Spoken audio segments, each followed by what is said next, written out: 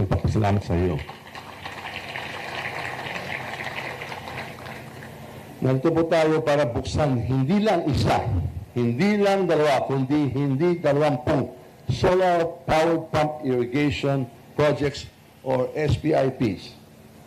Sa tulong na niya ng pamahalang bayan ni Mayor Malu at nung buong suporta ni Pangulong Ferdinand R. Marcos Jr., may sapat na ngayon patubig para sa aabot sa 15 ektaryang palayan dito sa kandating gamit at malinis at libreng enerhiya ng araw. Bukod dito, binubuksan din natin ngayon ang 7 bagong solar irrigation sa Nueva Ecija, isa sa Bataan, isa sa Bulacan, at 10 sa Zambales. At hindi po natatapos dyan. Kasama rin ang nating binubuksan ang 2 augmentation project sa Tarlac na lalong magpapalakas sa irigasyon. Sa 22 solar-powered irrigation systems na yan, aabot na higit 500 hektarya lupaing sakahan at mapapatubigan nito sa kabuuan na magbibigay ng benepisyo sa daan-daang pamilyang magsasaka. Isang malagang hakbang ang pagbubukas ng ganito karaming solar irrigation sa Region 3 o Central Luzon na kilalang bilang Rice Granary ng Pilipinas. Noong 2024, Central Luzon ang nag-ambag na pinamahing bahagi, 238.51 billion pesos or 13.7% sa kabuuang halaga ng agrikultura at pangingisdaan ng bansa, batay sa datos ng Philippine Statistics Authority. Hindi po malayong lalo pang uunlad at lumaki ang produksyon sa mga susunod na taon by the power of the sun. Dahil po lang yan sa araw. Dito lamang po sa aray, ramdam ng benepisyo ng solar irrigation, lalo sa upland at matarik ang lupain dito na kadalasan mahirap maabot ng traditional irrigation systems. Salamat kina Ambassador Flus, thank you Ambassador Flus, at sa LR Group. Ang mga pump na ito ay hindi lang basta malakas magbuga ng tubig, konektado dito sa moisture sensors, automatic drip lines, at cloud dashboard. This is the future of agriculture assisted by AI or artificial intelligence to enhance productivity. Ito ang sinasabi na digital farming. Ayon sa mga unang nakagamit ng teknolohiyang ito, lampas na 25% dagdag ani ang dulot ng AI-assisted smart farming. Matibay, moderno, at pangmatagalan. Thank you to the Ambassador for bringing the LR Group here. I understand there's 15 years warranty for these systems, no? I think the solar panel. But the system, I understand, is good actually for 30 years. We just replace the panels every 15 years. Thank you for Israeli technology. Magaling talaga ang Israeli, matibay talaga. Thank you. Thank you.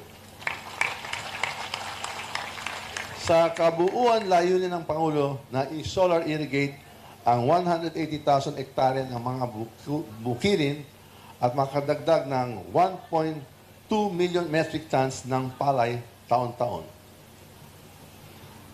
President Ferdinand R. Marcos Jr., maraming salamat po sa hindi matatawarang suporta ninyo sa ating mga magsasaka at sa paniniwalang kayang makipagsabay ng Pilipino sa pinakamahusay ng teknolohiya sa buong mundo. Palakpak po natin ang mahal nating Presidente. Mabuhay po kayo, BBM. Nalalapit na ang araw na dadami ang gaya ni Apong Bert Gina. Thank you. Kasama natin siya ngayon na dati gumagasta ng 25,000 pesos hanggang 30,000 pesos bawat taniman sa diesel. Ngayon, naipunan niya iyon para sa pag-aaral ng mga apo niya at dagdag puhunan.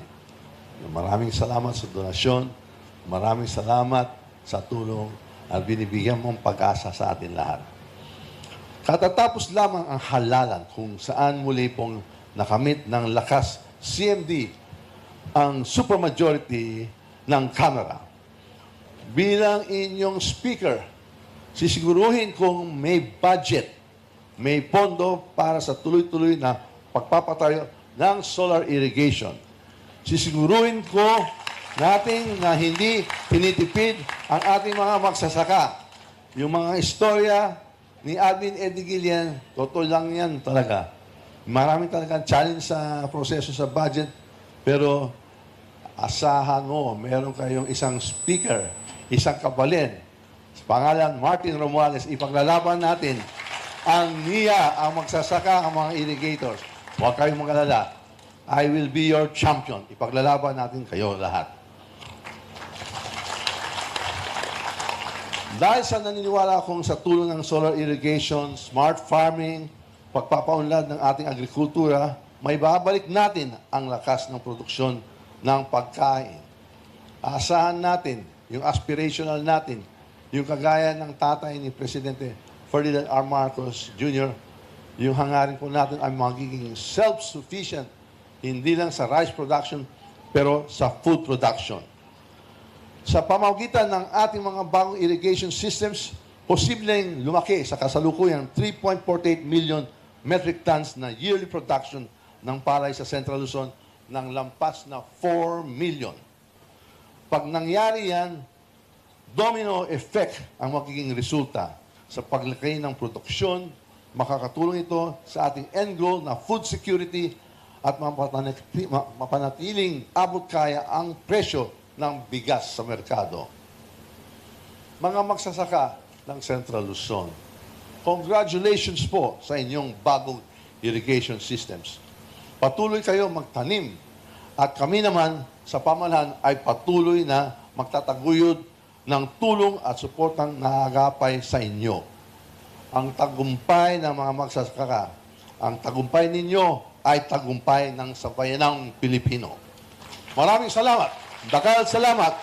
Mabuhay mga magsasaka, mabuhay ang NIA, mabuhay ang Pampanga, Central Luzon, at ang bagong Pilipinas. And that was the message of our House Speaker. Talaga nga ng mga proyektong tulad nito ay patunay na patuloy ang pagbuhos ng suporta ng pamahalaan sa makabagong teknolohiya para sa irigasyon. Muli po, malakas na palakpakan para sa ating Speaker of the House of Representatives, the Honorable Ferdinand Martin G. Romualdez.